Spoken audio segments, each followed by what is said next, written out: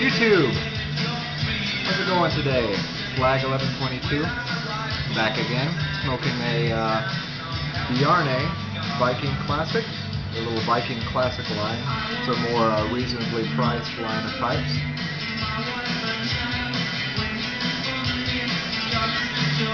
In it, I'm smoking, unfortunately, the last of my beloved University Flake. I'm going to have to pick some more up. I go through that stuff like it's catnip if I was a cat. I'm not a cat. But anyway, back again for another classic pop review. I enjoyed the last one so much. I love talking about that type of music. I thought I would do another video already. So this may turn into more than just 2 or 3 times a month thing. I got so much good music I want to talk and share with you.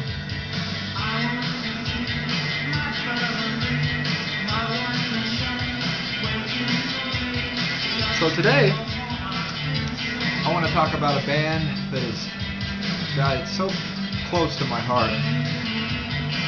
I love these guys, one gal, so much. They got me through college, to tell you the truth. Their music is just so inspiring and so beautiful and rhythmic, heartfelt. I want to talk about New Order. Specifically, I'm going to put my pipe down for a while. It's time to get serious about the music. Specifically, New Order's Low Life. And this is not the typical Low Life album cover. This is from a New Order collection that you can get, and this is the CD that was included in the collection. But anyway, this is Low Life. Turn it around, you can see Low Life. The reason I picked this album is it's my favorite album by New Order. This song is playing in the background is Love Vigilantes, I should say, and it's such a beautiful song, and the lyrics are so profound. It also has my favorite of all New Order songs, The Perfect Kiss.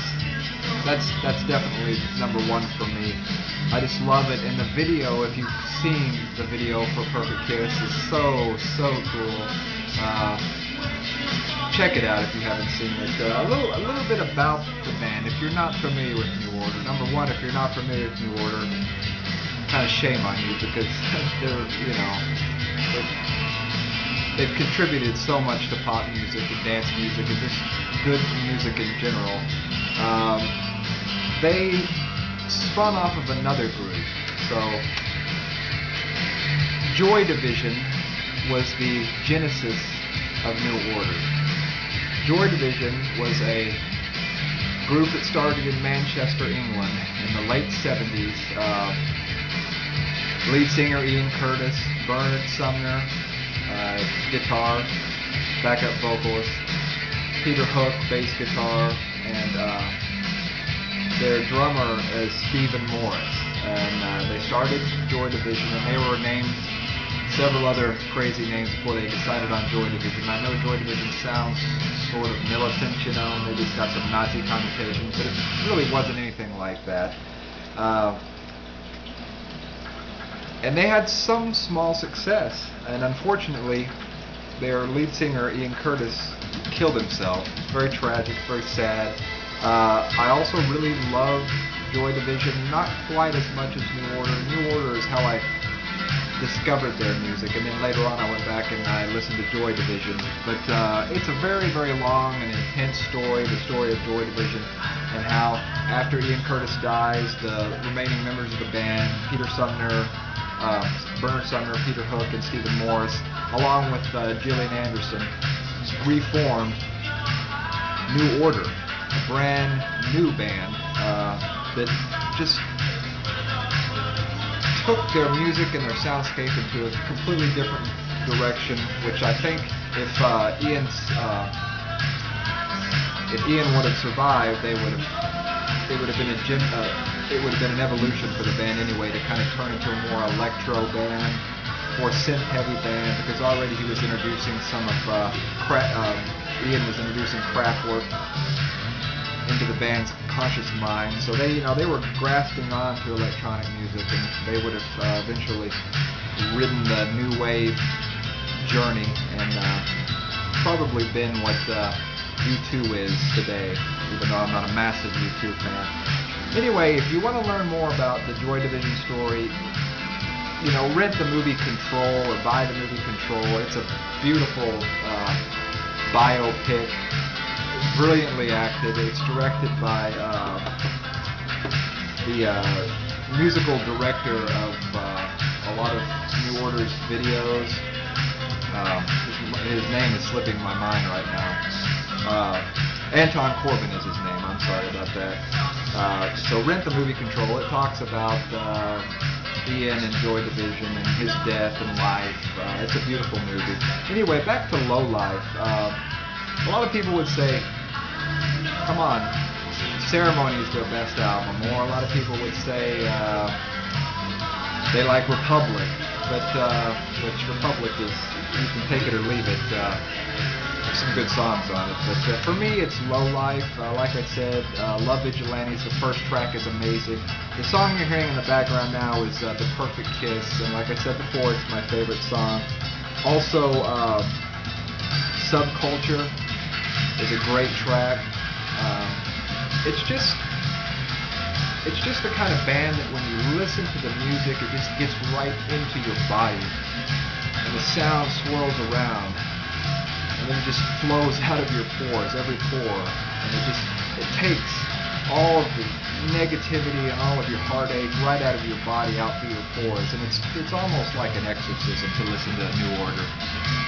I'm not kidding about that. So you know, you should give them a try. They've influenced so many bands today. I can think of so many bands that have really just not blatantly copied, but paid homage to New Order. Cut Copy is one of them.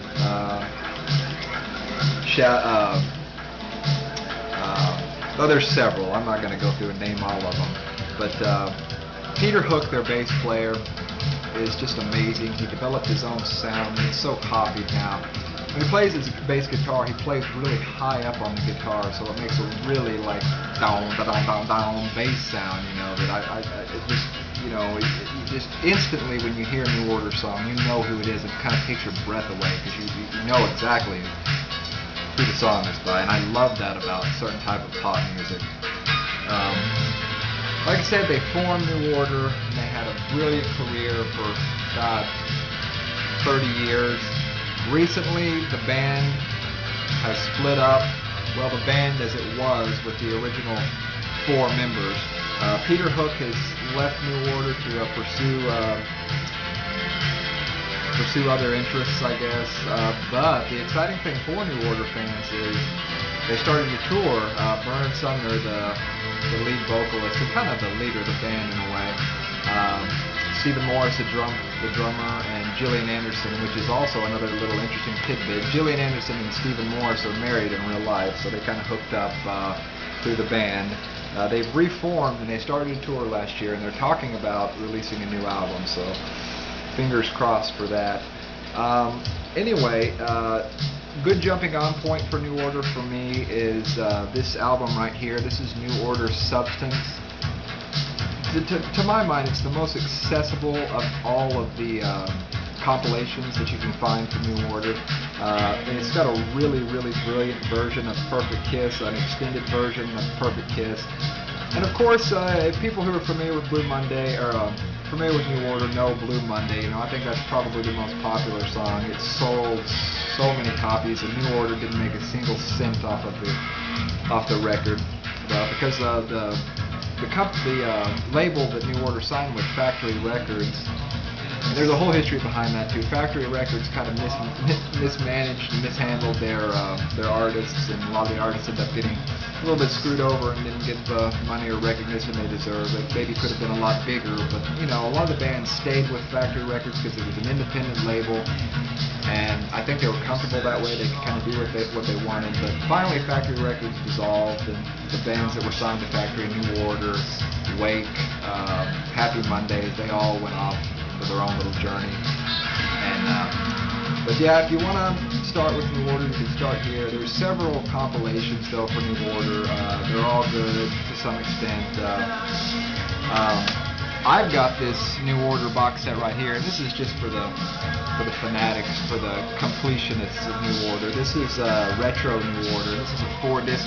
I love the cover work on this box set here. Another thing about New Order, they've got the most brilliant sleeve inserts and cover artwork. The brilliant, masterful graphic designer Peter Saville dealt with all of New Order's visual output as far as releasing the sleeves and things like that go. And he stayed with the band forever, and it became sort of like a signature. When you go into a record store, you knew like New Order records without even it saying New Order. They would have like just maybe on the cover, they would have like a bouquet of flowers or just like a face and profile. It's very strange, but you knew it was a New Order record. This is the New Order extended dance version of Bizarre Love Triangle. I just found this not too long ago in Hastings. It's a really good deal. Anyway, Low Life, check it out. I love the album. I love New Order. I so hope they release new material, and I dream and pray that Peter Hook comes back to the band, because you know, without Peter Hook, it's still New Order. I'm not like some fans that say, oh, without Peter Hook, it's not going to be New Order. They can release whatever they want to, but they shouldn't call it New Order. I don't think that, you know. But I will say this: Peter Hook, his bass guitar riffs and his heart. I mean, he's a big part of New Order. He's a very emotional cat, and he is a really integral part of New Order. So in my dreams and prayers, I hope that they can reconnect eventually, and we can get another couple of albums from the four original musicians. But that may be asking for a lot. But anyway, guys, that's all for New Order, and I'll do more reviews on New Order in the future. They've got too large a body, too important body of music to just review one album. But thanks a lot for watching and supporting this classic pop series. I love to do it. I love to talk about the music.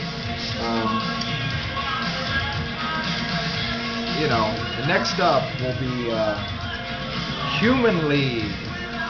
Human League, and I'm going to review the LP version of Dare. This is a brilliant, wonderful group, Human League. So that's next up. Anyway, guys, I'm going to get back to my pipe. Again, yakety yak, yak, yak. Talking about music, I get excited. Cheers.